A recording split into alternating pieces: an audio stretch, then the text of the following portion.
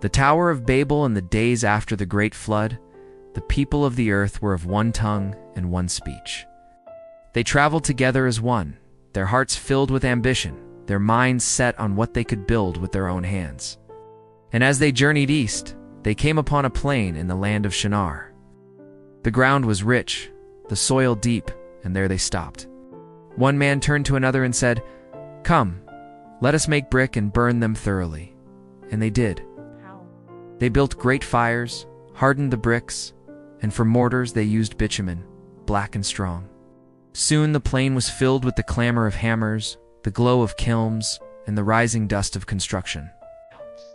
But in their hearts, a seed had taken root. They said among themselves, "Come, let us build a city, and a tower whose top may reach unto heaven. Let us make a name for ourselves, lest we be scattered abroad upon the face of the whole earth." So they built. Day after day, the tower climbed higher, piercing the sky.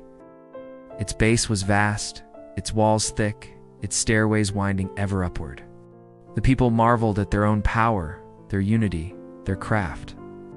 The tower became their pride, their banner against the heavens. And they no longer looked to the Lord who had made them, but to themselves. From above, the Lord beheld the city and the tower that the children of men were building. And the Lord said, "Behold, the people are one, and they have all one language. This they begin to do, and now nothing will be restrained from them, which they have imagined to do."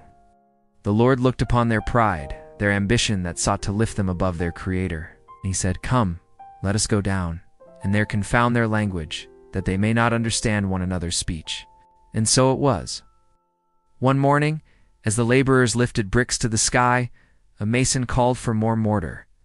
But the man beside him heard only strange sounds, a tongue he did not know. Another asked for timber, but the reply was confusion. Voices clashed, words broke into fragments, commands became meaningless.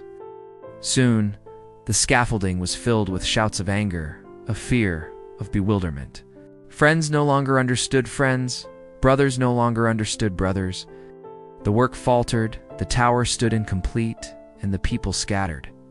Families drew apart, groups wandered in different directions, each speaking the words that only they could understand.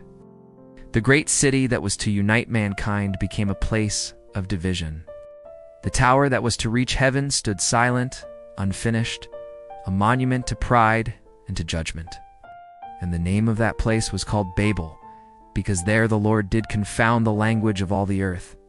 And from thence did the Lord scatter them abroad upon the face of the whole earth. And so the people were humbled.